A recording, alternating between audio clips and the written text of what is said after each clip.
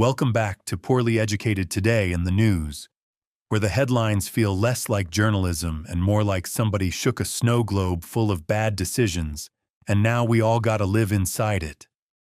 Every morning I wake up, open the news, and immediately feel like the world is being run by a group chat where nobody read the instructions, but everyone still hit reply all. The planet is stressed, the economy is twitchy, and somewhere a government official is absolutely confident that duct tape counts as a long-term policy solution.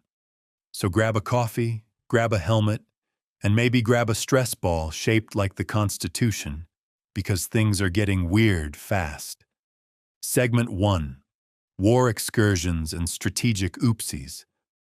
Apparently the Middle East conflict is now being described as a lovely stay, which is interesting because most people don't describe missile exchanges the same way they describe a bed and breakfast with complimentary muffins.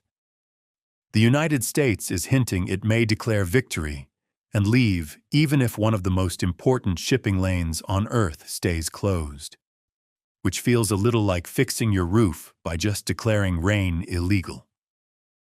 There is also the minor detail that an airstrike reportedly hit inside the walls of the former U.S. Embassy compound in Tehran, which is the geopolitical equivalent of accidentally punching yourself in the face during a fistfight. Somewhere a military strategist is probably explaining this on a PowerPoint labeled "Totally Planned." Meanwhile, China and Pakistan are now pitching peace plans, which feels like when the two cousins who usually start the fight suddenly show up holding a referee whistle. Europe is writing strongly worded letters while being called toys, which is exactly what you want to hear from an ally during a tense international conflict. The whole situation feels like a family argument at Thanksgiving, where the person who burned the turkey is also explaining why nobody else knows how to cook. And somehow the global economy is supposed to stay calm while this happens, like asking a bull to relax during a fireworks show. Segment 2. Shutdown theater and government paychecks from the couch cushions. The government shutdown has now reached the point where TSA agents are quitting because they are not getting paid, which makes airport security lines look like a theme park ride called The Waiting Game of Despair. Travelers are missing flights, tempers are rising, and somewhere a suitcase full of shampoo is being interrogated harder than a congressional witness. The proposed solution appears to involve promising paychecks without actually having the money approved, which feels like me telling the electric company I intend to pay the bill spiritually. It is the financial equivalent of writing an IOU on a napkin and hoping the napkin respects authority. At the same time, there was a court battle over a massive White House ballroom project that sounds less like infrastructure and more like somebody watched too many episodes of royal weddings and got inspired. Nothing says relatable leadership like proposing a giant party room while workers are literally not getting paychecks. It's like hosting a barbecue while the house is on fire and telling the neighbors to focus on the potato salad.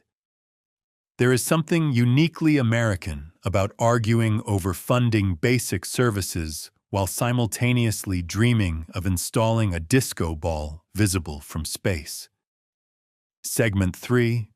Economy feels like a tractor running on vibes. The job market is slowing down, hiring is dropping, and workers are hanging on to their jobs tighter than a raccoon holding a bag of snacks. People are afraid to quit because nobody knows what happens next, which is never a comforting economic indicator. At the same time, artificial intelligence continues expanding faster than gossip in a small town. And apparently robots are already being trained to do tasks in space because we have officially decided Earth is not complicated enough. Nothing boosts confidence like realizing your replacement might be a machine that doesn't need lunch breaks or emotional validation. Gas prices rising while hiring slows makes daily life feel like paying premium prices for a roller coaster that only goes downhill. The economy right now feels like a tractor that technically still runs, but makes a noise that tells you something expensive is about to break. Experts keep using phrases like uncertainty, which is economist language for "we don't know what's happening either."